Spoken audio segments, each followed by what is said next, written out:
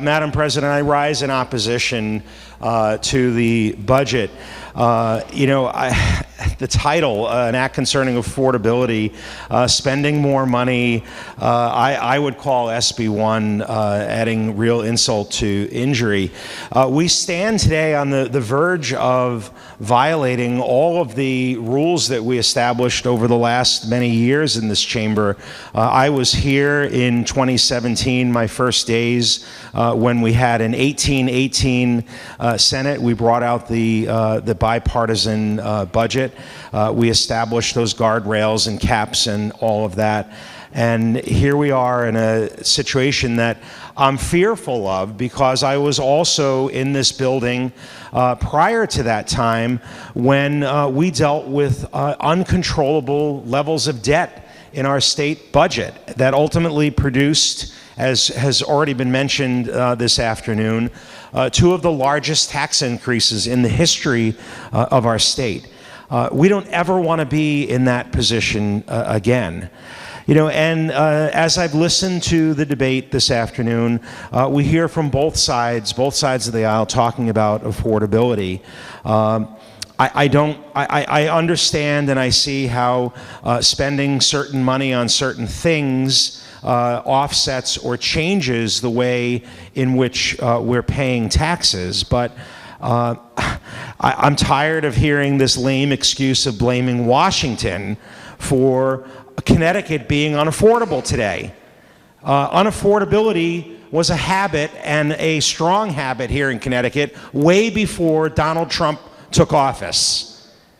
In fact, our memories seem short, apparently, because inflation was the highest in 50 years during the Biden administration.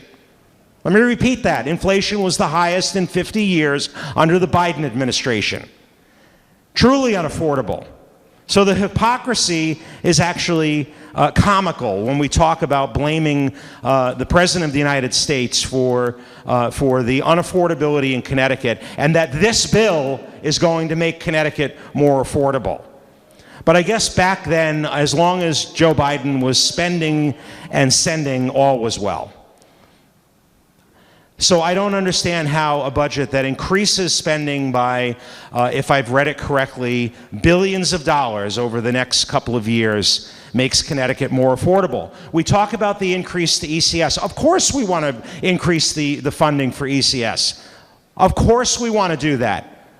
But the argument that it's going to somehow make things more affordable is disingenuous. Whether you take that money to pay for our schools out of my Watertown tax pocket, payment pocket, whatever you want to call it, or you take it out of my state of Connecticut payment pocket for taxes, you're still taking the money out of my pocket. So don't tell me that increased ECS funding for the 7 school districts in the 12 towns that I represent is going to lower the cost and make things more affordable in those 12 towns. That is disingenuous, and it's not true. All we're doing is deferring the cost somewhere else. The money has to come from somewhere. I don't know about you, Madam President. I don't have a money tree in my backyard, and we don't print money in the basement of this building. It has to come from somewhere. If we defer it and we take it from somewhere else, we still have to get it from somewhere. So let's stop the argument that increasing the ECS formula, yes, it provides more money from the state of Connecticut and helps to possibly lower property taxes in our towns. But somewhere that money has to be paid for. Wow, it's just a shell game. And I see, as I stand here, and I don't get animated in this chamber on a regular basis like some of my colleagues do, but this stuff really gets under my skin. This is a shell game, and I am terrified that we are going to return to the bad habits that got us into the situation we were in pre-2017, pre-2018. I have my senior parents here. I have my young adult children here. We all want to stay. But every day I hear constituents saying to me, I can't afford to live in Connecticut. I can go to almost any other of the 49 states and I can live more affordably. And I don't pay the taxes that I pay in Connecticut. And I don't have to go and have the highest of everything. So we're last or first, depending on which way you're looking at it, in terms of lack of affordability or the most expensive place to live. Madam President, I worry for the future of our state. I can't even imagine what our budget process is going to look like when we come back here in January. And we now have to deal with what we're doing today with this budget, this 717-page document, what we're going to have to deal with to finally make the payment for what we're doing today.